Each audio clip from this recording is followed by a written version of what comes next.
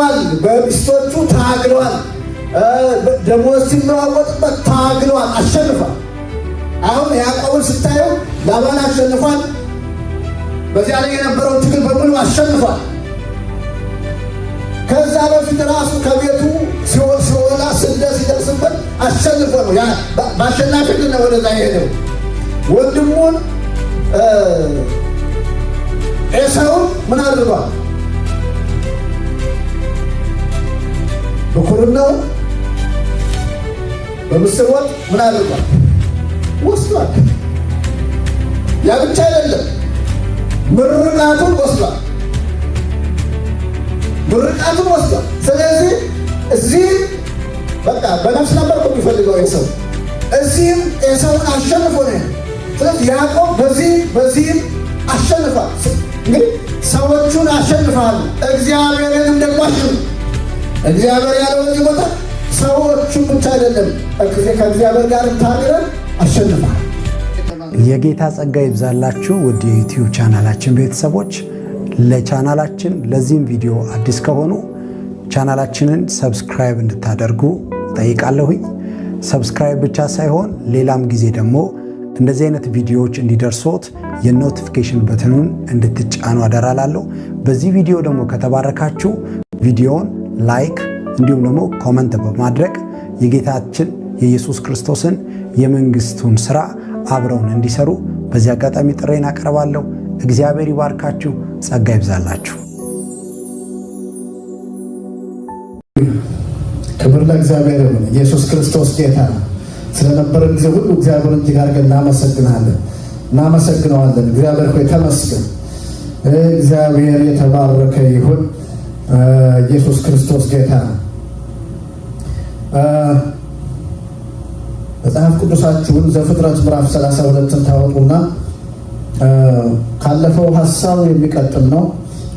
መሰዊያ ወይም በቅንፍ ጸሎት ማለት ትችላላችሁ። በዚህ ሐሳብ ነው ዛሬ ሁለተኛ ልናገር የፈለኩት። እንግዲህ መንፈስ ቅዱስ እንዳሳሰበኝ ወይ ዛሬ ጨርሳለሁ ወይ እቀጥላለሁ። እግዚአብሔር አምላክ ተመሰገነ። መሰዊያ ማለት የጸሎት ቦታ እንደሆነ ባለፈ ዘፍጥረት ምዕራፍ 12 ቁጥር ወደ መጨረሻዎቹ 12 እና 8 እና 9 አካባቢ ላይ አይተናል። እግዚአብሔር ይመስገን ስሙ ይባረክ። ዛሬ ደግሞ አሁንም ዘፍጥረት ነን። ምዕራፍ 32 ቁጥር 22 ጀምሮ ያለውን እናያለን። በጌታ በኢየሱስ ስም አነባለሁ። በዚያችም ሌሊት ያዕቆብ ተነሳ፣ ሁለቱን ሚስቶቹን እንዲሁም ሁለቱን ሴት አገልጋዮቹንና 11 ልጆቹን ይዞ በያቦቅ መካከል ተሻገረ። ወንዙን አሻግሮ ከሸኛቸው በኋላ ጓዙን ሁሉ ሰደደ። ያዕቆብ ግን ብቻውን እዚያው ቀረ፣ አንድ ሰው እስኪነጋ ድረስ ሲታገለው አደረ ይላል። እዚህ ሀሳብ ትንሽ እናገርና ኋላ ደግሞ አነባለሁ። እግዚአብሔር ሆይ በጌታ በኢየሱስ ስም እጅግ አድርገን እናመሰግንሃለን። አንተ መልካም አምላክ ነህ። ስለነበረን የጸሎት ጊዜ እግዚአብሔር ሆይ የአምልኮ ጊዜ እጅግ አድርገን እናመሰግንሃለን። አሁን ደግሞ ቃልህን ከፍተን አንብበናል። እግዚአብሔር ሆይ በቃል ውስጥ አልፈን እንድትናገረን እግዚአብሔር በጌታ በኢየሱስ ስም እንጸልያለን። አንተ የምትናገር አምላክ፣ አንተ ሕያው አምላክ እግዚአብሔር ሆይ በኢየሱስ ስም እጅግ አድርገን እናመሰግንሃለን። ስምህ የተባረከ ይሁን። እኔም መናገር እንደሚገባኝ እንድናገር ከናፍርቴን እንድትዳስስ አካባቢውን አየሩን ሁሉ እንድትገዛው በኢየሱስ ስም እጸልያለሁ። ክፉ ለዘላለም የታሰረ ይሁን። አመሰግንሃለሁ በኢየሱስ ክርስቶስ ስም አሜን። ደግሜ ላንብበው። አሁን ቁጥር 22 ብቻ ነው ያነበብኩት። 22 እና 23 ነው ያነበብኩት በአንድ ላይ። በዚያችም ሌሊት ይላል ያዕቆብ ተነሳና ሁለቱን ሚስቶቹን እንዲሁም ሁለቱን ሴት አገልጋዮቹንና 11 ልጆቹን ይዞ በያቦቅ መካከል ተሻገረ። ወንዙን አሻግሮ ከሸኛቸው በኋላ ጓዙን ሁሉ ሰደደ። ያዕቆብ ግን ብቻውን እዚያው ቀረ፣ አንድ ሰው እስኪነጋ ድረስ ሲታገለው አደረ ይላል። ይሄ ክፍል ለእኛ አዲስ አይደለም፣ የምናውቀው ክፍል ነው። ያዕቆብ ከእናቱ ወንድም ከሶርያዊ ከላባ ቤት 20 ዓመት እዛ እንዳገለገለ 20 ዓመት በስራ ላይ እንደኖረ እናውቃለን። እና ተመልሶ መንገድ ላይ ነው። አሁን ይሄ ሀሳብ ይሄ ክፍል ያዕቆብ መንገድ ላይ ሆኖ ነው ከላባ ቤት ከሶርያ እየተመለሰ መንገድ ላይ የሆነ ታሪክ ነው። እና ይሄንን ከፈለጋችሁ ወደኋላ ምዕራፍ 31ን ማንበብ ያስፈልጋቸዋል። ግን ምዕራፍ 31 እስቲ ቁጥር የተወሰኑ ቁጥሮችን ላንብብ። ለምን ያዕቆብ ተመለሰ ብንል ያዕቆብ የተመለሰበት ምክንያት እዚህ ቦታ ላይ ምዕራፍ 31 ቁጥር 1 እና 2 ላይ ታገኛላችሁ። የላባ ወንዶች ልጆች ይላል።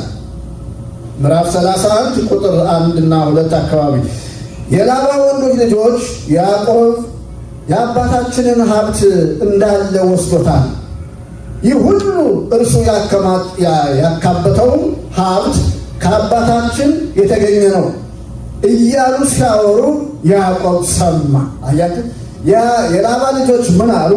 ወይም የያዕቆብ የሚስቱ ወንድሞች በቃ ያዕቆብ ይህን ሁሉ ሀብት ያካበተው ከአባታችን ነው፣ በቃ የአባታችን ንብረት ነው አሉ። ከአባታችን የተገኘ ነው ይህ ሁሉ ሀብት፣ ስለዚህ የአባታችንን ሀብት እንዳለ ወስዶታል አሉ። ያዕቆብ ደግሞ ይህንን ሰማ ይላል። ከዛ ቀጥሎ ቁጥር 2 ደግሞ የላባ አመለካከትም ከቀድሞ እየተለወጠበት መሆኑንም ያዕቆብ ተረዳ ይላል። አሁን አንደኛ ይሄ ሁሉ የተገኘው ሀብት የተወሰነው ከአባታችን ነው ብለው ልጆቹ ሲያወሩ ሰሙ። የልጆቹ ብቻ አይደለም፣ የላባ ፊት ደግሞ ከድሮ ይልቅ አሁን ተለውጦበታል እና ነገሩ ተደራርቦበታል። ያዕቆብ በጣም የሚገርማችሁ የላባ ልጆች ሲናገሩ የላባ ፊት ደግሞ መለወጡን ሁለቱንም እግዚአብሔር አይቷልም ሰምቷልም። ስለዚህ ቁጥር 3 ላይ የእግዚአብሔርን ምላሽ ትሰማላችሁ። እግዚአብሔርም አለ ያዕቆብን ወደ አባቶችና ዘመዶች ሀገር ተመለስ፣ እኔም ከአንተ ጋር ሆናለሁ አለው። ስለዚህም ያዕቆብ አሁን እግዚአብሔር ምን አለ? ወደ አባት ቤት ተመለስ። ምን ኦልሬዲ ሰምቷል። የያዕቆብ ልብ በቃ በሰማው ነገር እንዳዘነ የላባ ልጆች ያሉትን የያዕቆብ ፊት መለወጡን ይህን ሁሉ አይቷልና እግዚአብሔር ደግሞ ከያዕቆብ ጋር ነው። ስለዚህ እግዚአብሔር ምን አለው? አሁን ተመለስ አለ። ተመለስ። ቁጥር 4 ስለዚህም ያዕቆብ ይላል መንጎችን ወደ ተሰማሩበት መስክ እንዲመጡ ራሔልንና ልያን አስጠራቸው፣ ሚስቶቹ ማለት ነው። እንዲህም አላቸው፣ አባታችሁ ስለ እኔ ያለው አመለካከት እንደ ቀድሞው አለመሆኑን ተረድቻለሁ። ቢሆንም የአባቴ አምላክ አልተለየኝም። መቼም ባለኝ አቅም አባታችሁ ማገልገል ከእናንተ የተሰወረ አይደለም። አባታችሁ ደመወዜን 10 ጊዜ እየለዋወጠ አታሎኛል። ሆኖም እንዲጎዳኝ እግዚአብሔር አልፈቀደለትም። እርሱ ደመወዝ ዝንጉርጉሮቹ ይሆናሉ ቢለኝ መንጎቹ ሁሉ ዝንጉርጉር ወለዱ። ደግሞም ደመወዝ ሸመልማሌዎቹ ይሆናሉ ሲለኝ መንጎቹ ሁሉ ሸመልማሌ መልክ ያላቸው ወለዱ። ስለዚህ እግዚአብሔር የአባታችሁን ከብቶች ወስዶ ለምን ይሰጠኛል? ያዕቆብ ራሱ ተናግሯል። በቃ እግዚአብሔር ነው በቃ ሸመልማሌ ደመወዝ ይሁን ሲል በጎቹ ሁሉ ሸመልማሌ ወለዱ። አይ ከዚህ በኋላ ሸመልማሌ እየወለዱ አስቸግረዋል፣ ሌላ ደግሞ ሽንጉርጉር ይሁን ሲል ሽንጉርጉር ወለዱ። ስለዚህ እግዚአብሔር ነው የአባታችሁን ንብረት አሳልፎ ይሰጠኛል። ግን አሁን መልኩ ተለውጦብኛል፣ እንደ ድሮ አልሆንም። ወንድሞቻችሁም የአንቺ ወንድሞችም ሲያወሩ ሰምቻለሁ ብሏል። እንግዲህ ስለዚህ የእነሱን ሀሳብ እንስማ።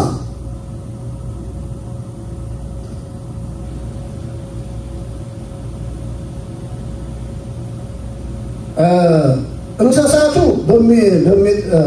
ወረድ ይላለው የእግዚአብሔር መልአክ ያዕቆብን አለኝ፣ እኔም እነሆ አለሁ አልሁት። እርሱም መንጎቹን የሚያጠቋቸው አውራ ፍየሎች ሁሉ ሽመልማሌ መልክ ያላቸው ዝንጉርጉርና ነቁጣ ያለባቸው መሆናቸውን ቀና ብለህ ተመልከታል። እግዚአብሔር መልአክ ነው ያሳይ። ምሪት የሰጠው እግዚአብሔር መልአክ ነው። አሁን ወደ ዋናው ሐሳብ ራሔልና ልያ ያሉትን እንመልከት። ቁጥር 14 ራሔልና ልያም እንዲህ ብለው መለሱለት፣ ከአባታችን ሀብት የምናገኘው ምን ውርስ አለ? እኛን የሚያየን እንደ ባዕድ አይደለምን? ደግሞስ እኮ እኛን ሽጦናል፣ የተሸጥንበትንም ደመወዝ ራሱ በልቶታል። እግዚአብሔር ከአባታችን ወስዶ ለአንተ የሰጠው ሀብት ሁሉ የእኛና የልጆቻችን ነው። ስለዚህ እግዚአብሔር የተናገረህን ሁሉ አድርግ። ያዕቆብም ልጆቹንና ሚስቶቹን ግመሎቹን ላይ አስቀመጠ። ካፈራው ሀብት ሁሉ ጋራ ከብቶቹን በሙሉ ወደፊት አስቀደመ። ወደ አባቱም ወደ ይስሐቅ አገር ወደ ከነዓን ምድር ጉዞውን ቀጠለ ይላል። አሁን እንዳነበብነው ነው እና የላባ ፊት ሲለወጥበት የሚስቱ ወንድሞችም አመት ሲያሙ ያዕቆብ ብቻ ሳይሆን እግዚአብሔር ሰማ እና ከያዕቆብ ጋር ወግኖ እግዚአብሔር ለያዕቆብ ሲነግረው እንመለከታለን። አሁን ወደ አባት ቤት ተመለስ፣ ጊዜው ነው። እግዚአብሔር ይመስገን። እግዚአብሔር ያያል፣ እግዚአብሔር ይሰማል። አሜን። እግዚአብሔር አምላክ ተመሰገነ። በስራ ቦታ ቢሆን በየትኛውም አቅጣጫ በቃ የምናልፍባቸው ነገሮች ቢኖሩ እግዚአብሔር ያያል፣ እግዚአብሔር ይሰማል። አሜን። እግዚአብሔር አምላክ ተመሰገነ። እግዚአብሔር ስለ ልጆቹ በቅንነት ይፈርዳል። ለያዕቆብ እግዚአብሔር ጣልቃ ሲገባ እንመለከታለን። ስለዚህ ያዕቆብ ተመለሰ። መንገድ ላይ ኦልሬዲ ጉዞ ጀምሯል እና አሁን ቅድም ያነበብኩላችሁ ዘፍጥረት 32 ቁጥር 22 ላይ ያነበብኩት ጉዞ ላይ እያለ ነው እና አሁን ያዕቆብ ወንዝ ላይ ደርሷል፣ እየተጓዘ ማለት ነው። ያዕቆብ ወንዝ ላይ ሲደርስ ያዕቆብ ያደረገው ነው ምንድን ነው ብትሉኝ፣ ያለውን ሀብት በሙሉ አሻገረ። እግዚአብሔር የሁለት ክፍል ሰራዊት ባለቤት አድርጎታል። ሀብቱን በሙሉ አሻገረ። ሁለቱን ሚስቶቹን አሻገረ። 11 ልጆቹን አሻገረ። ቢንያም ያን ጊዜ አልተወለደም እና ዮሴፍ ተወልዷል። ስለዚህ 11 ልጆቹን አሻገረ እና ያዕቆብ ግን ዕቃውን ሁሉ ካሻገረ በኋላ ብቻውን ቀረ ይላል። አይደል? ብቻውን ቀረ። እዚህ ላይ አንድ ነገር መናገር ፈልጋለሁ። አሁን ያዕቆብ እርግጠኛ ነኝ አባቱ ይስሐቅም ሲጸልይ ያውቃል። መሰዊያ ያለው ይስሐቅ አይተናል፣ ባለፈ ጊዜ በትንሹም አይተናል እና ይስሐቅ ከእግዚአብሔር ጋር ቁርኝት አለው። ያዕቆብም እንግዲህ በአባቱ ቤት ውስጥ ስላደገ እንዲሁም ያዕቆብ የቤት ልጅ ነው። ስለዚህ አባቱ ይስሐቅ እናቱም ርብቃ ሁሉ ጊዜ ሲጸልዩ ያ እና ያዕቆብ የሚጸልይ ሰው እንደሆነ ምን አልጠራጠርም። ይጸልያል። መልአክም እየተገለጠ የሚያናግረው ሰው ነው። ምሪት የሚሰጠው ሰው ነው እና የግል የጋራ ጸሎት አለ። ከሚስቶቹ ጋር ሊጸልይ ይችላል። በእርግጥ እነሱ ያሉት ሰፈር ነው፣ እሱ እረኝነት ቦታው ደግሞ ሌላ ቦታ ነው እና ግን የቤተሰብ ጸሎት እንደሚኖረው አልጠራጠርም፣ በተወሰነም ጊዜም ቢሆን እና ግን እዚህ ላይ ቤተሰቡን አሳለፈ፣ ሁሉም ነገር አሳለፈ። አሁን ብቻውን ከእግዚአብሔር ጋር። አንዳንድ ጊዜ የጋራ ጸሎት ጥሩ ነው፣ ብቻውን ደግሞ ጥሩ ነው። አሜን። እግዚአብሔር ብቻ ጥሩ ነው። አሁን እኔ የቤተሰብ ጊዜ አለ፣ ብቻዬን ደግሞ ስጸልይ ደግሞ አለ። ደስ ይለኛል። አንዳንዴ ብቻዬን ስጸልይ በግላችን ይፈልገናል እግዚአብሔር። አሜን። እግዚአብሔር ነው። በጋራ ፌሎሽፑ በጣም አስፈላጊ ነው አለ እንደዚህ እና ያዕቆብ ሁሉም ነገር አሻገረና ብቻውን ጸለየ እና ሲጸልይ መጣና እንደ ሰው ሲታገለው እንመለከታለን። እና ትግሉ ደግሞ ያለማቋረጥ ነው። አንድ ሰው ነው የሚለው እስኪ ነጋ ድረስ ሲታገለው አደረ ይላል እና ያዕቆብ ሌሊቱ ሌሊቱን ሙሉ ነው። አንድ ሰዓት 2 ሰዓት እኮ ኦኬ፣ 3 ሰዓትም ኦኬ። ሌሊቱን ሙሉ ያዕቆብ ሌሊቱን ሙሉ ነው ጸሎቱ እና ሌሊቱን ሙሉ ሲታገለው አደረ።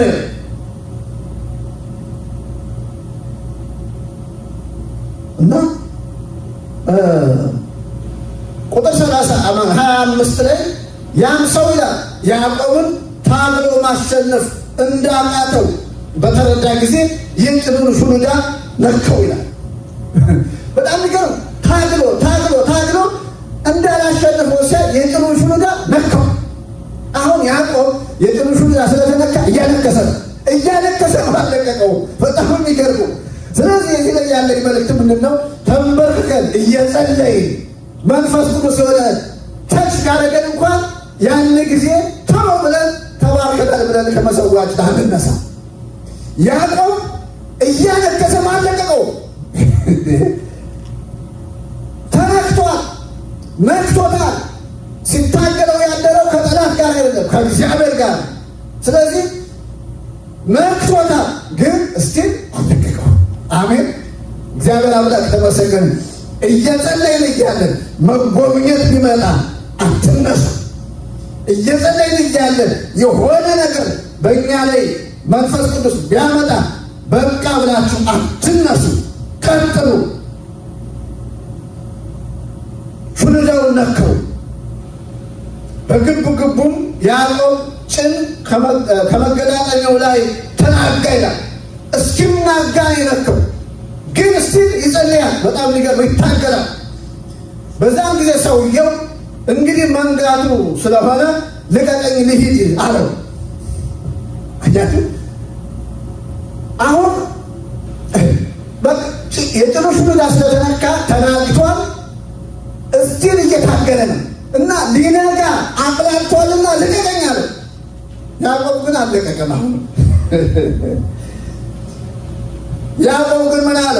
ካልባረከኝ አልለቅም፣ ካልጎበኘ አልለቅም፣ ታሪክ ካልተለወጠ አልለቅም፣ ቀንበሬ ካልተሰበረ አልለቅም፣ የኔ ነገር ካልተለወጠ አልለቅም።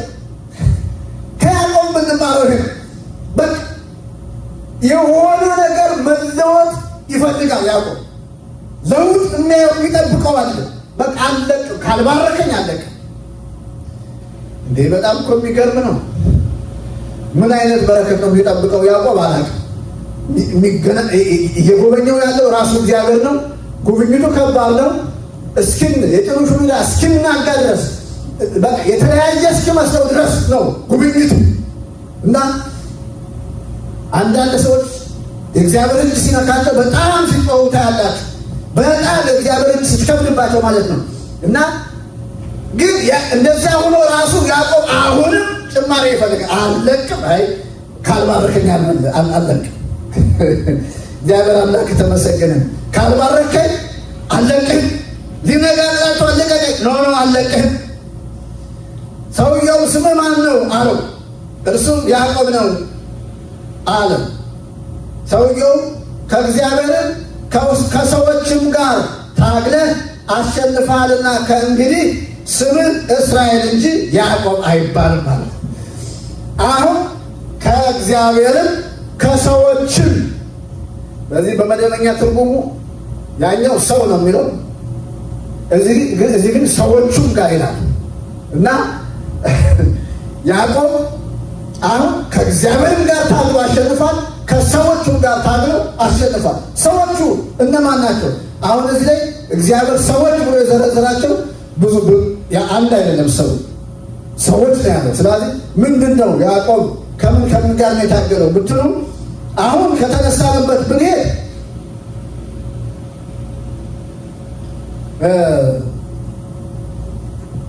ላባ ቀላል ሰው አይደለም። በሚስቶቹ ታግሎታል። ለራሔል 7 ዓመት ተገዝቶ በ7ኛው ዓመት ላይ የሰጠው ልያን ነው። ስለዚህ በቃ ከዚህ በኋላ አታለኸኛል፣ አልቀጥልም፣ ከአንተ ጋር ሄዳለሁ አላለም። ቀጠለ። አሁን ታሪኩን እናውቃለን። በእኛ አካባቢ በካልቸራችን ታላቋ እያለች ታናሿን መዳር ክልክል ስለሆነ ነው። አሁን በሚቀጥለው ጊዜ ደግሞ ትገዛልኛለህ፣ ራሔልን እሰጥሃለሁ አለው። ግን ማለት ተገዝቷል፣ 7 ዓመት ተገዝቷል። ግን ራሔልን የሰጠው ግን ከጫጉሎ ቀጥሎ ነው፣ ወዲያው ነው የሰጠው። ግን ስለ ራሔል አሁንም በቃ ኦልሞስት 14 ዓመት ለራሔል ተገዛ ማለት ይቻላል እኮ። ሊያን አልፈለግም እና ታግሏል፣ በሚስቶቹ ታግሏል፣ ደሞዝ ሲለዋወጥበት ታግሏል፣ አሸንፏል። አሁን ያዕቆብን ስታየው ላባን አሸንፏል፣ በዚያ ላይ የነበረውን ትግል በሙሉ አሸንፏል። ከዛ በፊት ራሱ ከቤቱ ሲወላ ስደት ሲደርስበት አሸንፎ ነው በአሸናፊነት ነው ወደዛ የሄደው። ወንድሙን ኤሳውን ምን አድርጓል? በኩርናው በምስር ወጥ ምን አድርጓል? ወስዷል። ያ ብቻ አይደለም፣ ምርቃቱን ወስዷል። ስለዚህ እዚህ በቃ በነፍስ ነበር እኮ የሚፈልገው ኤሳው፣ እዚህም ኤሳውን አሸንፎ ነው። ስለዚህ ያዕቆብ በዚህም አሸንፏል። እንግዲህ ሰዎቹን አሸንፋል፣ እግዚአብሔርንም ደግሞ አሸንፍ። እግዚአብሔር ያለው በዚህ ቦታ ሰዎቹን ብቻ አይደለም፣ ከእግዚአብሔር ጋር ታግረን አሸንፋል። እና በጣም የሚገርመው ያዕቆብም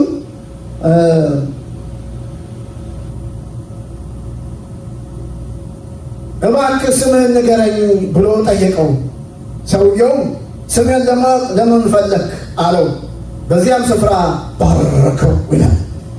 ስሙን ባይነግረውም እግዚአብሔር እንደሆነ አውቋል። እግዚአብሔር አምላክ ተመሰገነ። ኢየሱስ ክርስቶስ ጌታ። ስለዚህ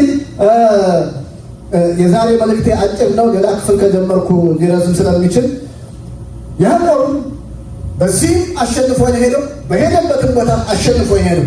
ከእግዚአብሔር ጋርም ደግሞ ታግሎ አሸንፏል። አያችሁ፣ በረከት ቁስ እንዳልሆነ ገቦ። በረከት ከእግዚአብሔር ጋር መገናኘት ነው። በረከት ከእግዚአብሔር ጋር መነካካት ነው። ስለዚህ ያዕቆብ ተባርኳል። የ2 ክፍል ሰራዊት ነው። ግን አሁን ከእግዚአብሔር ጋር መነካካት ፈለገ። በቃ የሚገርመው መነካካቱ ደግሞ ቀላል መነካካት አይደለም። በቃ መጋጠሉ እስኪናጋ ነው የሚለው፣ እስኪናጋ ነው የነካው። ግን ስቲል አለቀቀው። አረኔ ነጋ ነክቷል እኮ አቅላቷል። አይ ካልባርከኝ አለቅ። ስለዚህ እግዚአብሔር ያዕቆብን ባረከው ይላል መጨረሻ ላይ። አሜን። እግዚአብሔር ይመስገን። መፈለጋችንን እንቀጥላለን። እግዚአብሔር መጥቶ ይባርከናል። አሜን። እግዚአብሔር መጥቶ ይጎበኘናል። ጉብኝቱ ደግሞ በትንሹ እንዳትረኩ። ከዚህ በኋላ እግዚአብሔር አምላክ ተመስገን። በእኛ ላይ የሚመጣው ነገር ከባድ ነገር ነው። አሜን። እግዚአብሔር ይመስገን። ስሙ የተባረከው። የእግዚአብሔር እጅ በኃይል ትመጣለች። ስሙ ይባረክ። ስለዚህ እግዚአብሔር ያዕቆብን እንደባረከ፣ እግዚአብሔር ያዕቆብን እንደጎበኘ፣ እግዚአብሔር ያዕቆብን በቃ በበረከቱ ሰውነቱ እንደዛ እስከሚሆን ድረስ እንደባረከው እግዚአብሔር እኛን ይባርከናል። አሜን። እግዚአብሔር ስም የተባረከ። እስቲ እግዚአብሔር ይባርከኛል ብሎ እግዚአብሔር ይባርከናል። አሜን። ባረከው ይላል። እግዚአብሔር ይመስገን። ስለዚህ እግዚአብሔር ይባርከናል። አሜን። እግዚአብሔር አምላክ ተመስገን። በሱ መባረክ ከሁሉ በላይ ነው። የእግዚአብሔር ስም የተባረከ። ከዚህ በላይ አልሄድም። አንገቶቻችን ዝቅ አድርገን እንጸልያለን። እግዚአብሔር አባት በጌታ በኢየሱስ ክርስቶስ ስም እናመሰግናለን። ይሄ በረከት በእኛ ላይ ይሆናል። የእግዚአብሔር በረከት ባለጸጋ ታደርጋለች ተብሎ እንደተጻፈ እግዚአብሔር ሆይ የአንተ በረከት በእኛ ላይ ስለሚሆን አመሰግናለሁ። እግዚአብሔር አባት በጌታ በኢየሱስ ክርስቶስ ስም በላይኛው በረከት በታችኛው በረከት በሁሉም ስለምትባርከን አመሰግናለሁ። እግዚአብሔር በመንፈሳዊ በረከት ትባርከናል። እግዚአብሔር በዚህ ደግሞ በምድር እግዚአብሔር ባለው በረከት ትባርከናል። በሁሉም እግዚአብሔር በክርስቶስ ኢየሱስ ባለው በረከት ስለምትባርከን እስከ ዛሬም ስለባረከን ከዚህ በኋላ ደግሞ እግዚአብሔር ሆይ በኃይል ስለምትባርከን አመሰግናለሁ። ስምህ የተባረከ ሁሉ ለአንተ ክብር ይሁን በኢየሱስ ክርስቶስ ስም አሜን።